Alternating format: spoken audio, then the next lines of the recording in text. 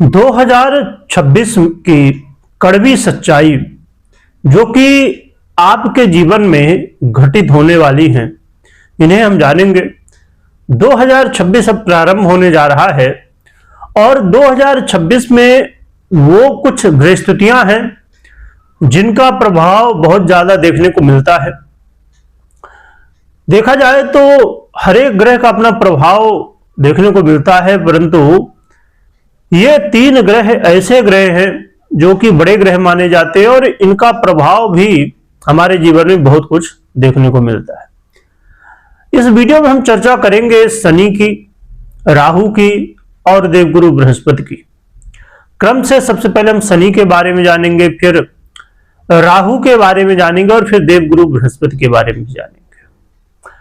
प्रिय दर्शकों, वर्तमान में देखा जाए तो 2026 की स्थिति अभी तो प्रारंभिक है, प्रारंभ ही हुआ है, परंतु 2025 हमने जैसा देखा तो वो उतना ठीक नहीं स्थिति, चाहे वो गृहस्थितियों की बात हो, घटनाओं की बात हो, उतनी ठीक स्थितियां नहीं देखने को मिली। परंतु अब 2026 में क्या आपके जीवन में कुछ बदलाव होगा, क्या अच्छा होगा, क्या बुरा होगा, क्या बचाव होगा, सभी कुछ जानेंगे। आइए जानते हैं। सबसे पहले हम चर्चा शुरू करते हैं शनि की। शनि इस समय वर्तमान में मीन राशि में ही गोचर कर रहे हैं और पूरे वर्ष 2026 में मीन में ही गोचर करेंगे। ये गोचर काल आपके जीवन में वर्तमान में देखा जाए तो जब ये मीन में गोचर कर रहे हैं तो आपके भाग्य भाव में गोचर कर रहे हैं और शनि वो ग्रह हैं जो कि आपके अष्टमेश भी हैं और आपके सप्तमेश भी हैं। शनि का गोचर काल आपके जीवन में भाग्योदय का समय रहने वाला है, परंतु शनि की एक हमेशा ही आपने महसूस भी किया होगा कि जो भी प्रभाव देते हैं ये तो बहुत धीरे धीरे देते हैं। यानी कि धीरे देने का मतलब ये नहीं है कि ये स्लो है, धीरे है। इसका मतलब ये है कि जो भी चीजें देते हैं तो अस्थाई देते हैं और अस्थाई देने के लिए स्वाभाविक रूप से कोई भी काम यदि आप अच्छे से ढंग से करेंगे तो उसमें समय लगता है। बस इसी तरह शनि का भी मूल स्वभाव है कि जो भी काम करते हैं बहुत अच्छे से करते हैं, तो जिसकी वजह से आपको जो फल मिलेगा शनिदेव द्वारा, यानी भाग्य उदय होगा, वो लंबे समय तक उसका प्रभाव देखने को मिलेगा। तो भाग्य उदय होगा परंतु बहुत धीरे धीरे होगा। हो सकता है कि 2026 के प्रारंभ में आपको लगे कि भाग्य उदय तो होने वाला, पर अभी 1 महीने हो गए, 2 महीने हो गए, पर कुछ दिख नहीं रहा है प्रभाव। आपको धैर्य रखना होगा। ये वर्ष जाते जाते शनिदेव आपके भाग्य को उदय करेंगे और आपके जीवन में बहुत कुछ बदलाव भी करेंगे। भाग्य उदय होने का मतलब क्या है? आपने जो पहले कर्म किए थे, अब उन कर्मों का शुभ फल आपको मिलने वाला है, जिसके फलस्वरूप स्वाभाविक रूप से आपके जीवन की समस्याएं दूर होंगी और कई क्षेत्रों में आपको लाभ भी मिलेगा, आपके काम भी बनेंगे। परंतु शनिदेव इस बात का ध्यान रखिए कि यदि ये गलती करते हैं आप, तो शनिदेव स्वाभाविक रूप से कर्म का जो फल है वो नहीं देते, वो रुक जाता है। जैसे मैंने कहा भाग्य उदय, तो भाग्य उदय तो हो रहा है परंतु कर्म भी बहुत जरूरी है और शनिदेव आप जानते ही हैं कि कर्म फलदाता है।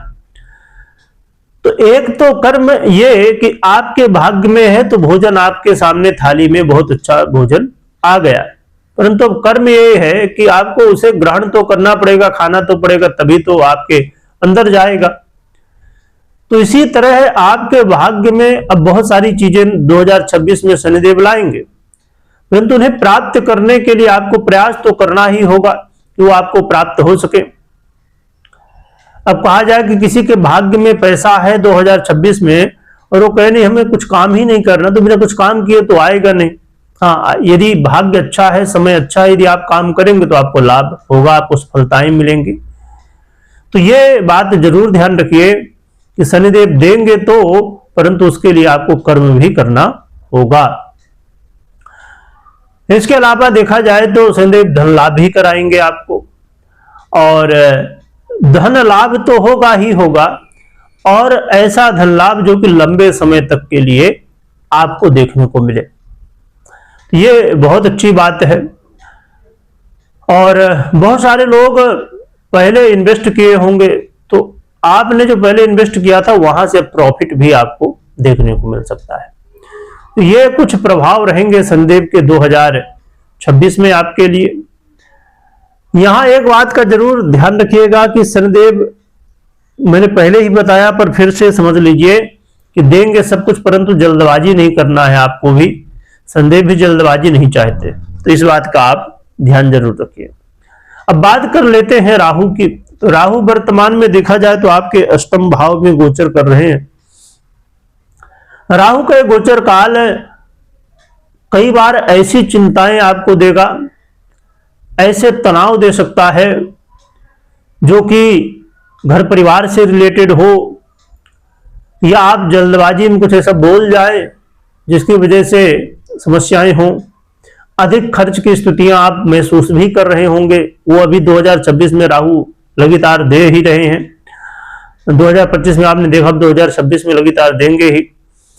तो अधिक खर्च की स्थितियां राहु बनाए हुए, और 2026 में आपको यात्राएं जो है तो कराएंगे राहु, विदेश यात्राएं, लंबी यात्राएं कराएंगे, परंतु यात्राओं में समस्याओं का सामना करना पड़ रहा है।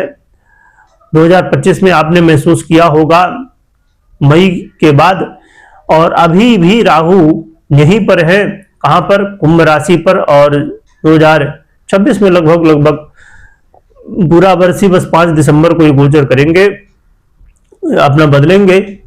तो राहु महाराज इस वर्ष भी आपको 2026 में यात्राओं में समस्याएं दे ही रहे हैं। यदि 2025 में आपने यात्राओं में समस्याओं को देखा है तो आप कमेंट कर सकते हैं।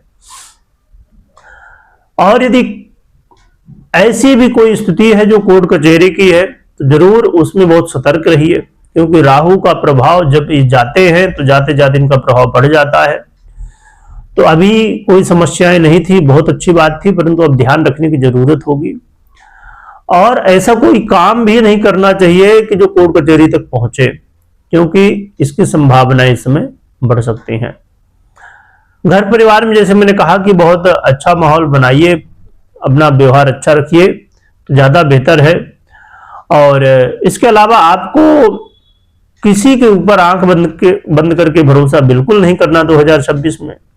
आप चाहते हैं कि प्रॉपर्टी ले लिया जाए, आप चाहते हैं कि कुछ और भी चीजें खरीद ली जाए, 2026 आ रहा है, तो 2026 में कोई भी चीज खरीदने से पहले बहुत अच्छे से उसकी जांच पड़ताल कर लीजिए, समझ लीजिए, जान लीजिए। खाली किसी के बताए के अनुसार नहीं, आप अपने हिसाब से करिएगा, इसके बाद ही चीजों को आपको खरीदना चाहिए या बेचना चाहिए या जो भी। यानी कि जीवन में कई बार धोखे भी मिलेंगे 2026 में, और लगेगा कि ये मालूम पड़ेगा कुछ ऐसे लोग लग रहा था कि अपने हैं, परंतु वास्तविकता में ऐसे कुछ स्थितियां थी नहीं, वास्तविकता में वो अपने नहीं थे। पर इसका मतलब ये नहीं कि सब जो अपने हैं तो आपसे दूर होंगे, वही लोग दूर होंगे जो अपने नहीं थे। तो आपको बिल्कुल भी शोक नहीं करना चाहिए। अच्छी बात यह है कि जो अपने नहीं है, खाली दिखावा करते हैं, ऐसे लोग आपसे दूर हो जाएंगे, या आपसे ईर्ष्या करने वाले लोग दूर हो जाएंगे। अब हम बात कर लेते हैं कि राहु को कहा जाए कि कहीं ना कहीं जो प्रभाव है वो है गुप्त चिंताएं, गुप्त समस्याएं देखने को मिलेंगी। कई बार तो दुनिया को आप बताना भी चाहेंगे कि भैया समस्याएं आपके जीवन में है, या किसी को बताना भी चाहेंगे तो लोग विश्वास ही नहीं करेंगे। तो गुप्त समस्याएं आपको व्यथित कर रही हैं, और अभी 2026 में लगातार अभी जारी है। प्रिय दर्शकों, इसके अलावा हम बात कर लेते हैं देवगुरु बृहस्पति की। तो देवगुरु बृहस्पति की हम बात करें तो देवगुरु बृहस्पति मई के बाद, जून से आपके जीवन में बहुत कुछ बदलाव करेंगे, धन लाभ भी कराएंगे, मैरिज लाइफ में चल रही समस्याओं का समाधान भी करेंगे, नए रिश्तों की शुरुआत भी कराएंगे। और देवगुरु बृहस्पति, यदि आप व्यापारी हैं तो देवगुरु बृहस्पति के बड़े अच्छे लाभ आपको मिलेंगे, यानी व्यापार में आपको सफलताएं मिलेंगी। साथ में ये विद्यार्थियों के लिए वर्ष बहुत अच्छा है मई के बाद, और लव पार्टनर के जीवन में भी लव लाइफ से रिश्तों की लाइफ में आने की संभावनाएं बन जाएंगे। यहां पर देवगुरु बृहस्पति भी आपको बहुत ज्यादा सपोर्ट करेंगे, जिससे आपके जीवन में बहुत कुछ अब बदलाव होगा। आपने पहले शनिदेव की ढैया को देखा और जीवन में बहुत सारी समस्याओं का सामना भी किया, परंतु ढैया तो खत्म हुई, समय हो गया, परंतु जीवन में बदलाव नहीं हो रहा था। कुछ असर नहीं दिख रहा था कि भैया ढैया तो गई, पर फिर भी क्यों समस्याएं लगातार देखने को मिल रही हैं। तो आप समझिए कि उन समस्याओं का समाधान होने जा रहा है 2026 में।